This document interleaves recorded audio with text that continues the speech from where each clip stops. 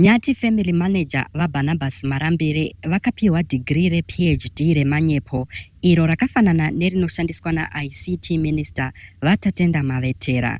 Zvisinei, mushure mekunge vaMarambire vaona kuti degree iri kwaiva kubiridzira, vakasarudza kurega kuzviti doctor, danho rakarumbidzwa nokuda kwokuvimbika.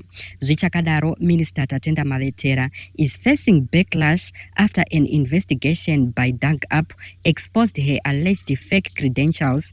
The report claims that she falsely used the title doctor while only being a PhD candidate at Midland State University.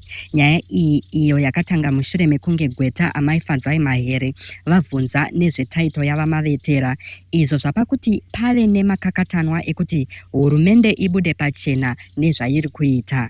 Social media iri kutaura zvakasiyana siyana, vamwe vachishoropodza nyaya yekuda kuita madegree emanyepo muZimbabwe. Others argue that honorary doctorates should not be respected unless earned through years of study. Some even joke that fake degrees have become so common that people should wear gowns in public to prove legitimacy. Vamwe vevaka-exposwa nenyaya yemadegree enhema ndiProfeti Magaya, kubva kwati Tatenda Mavetera nemaneja wavanyati vaMarambire.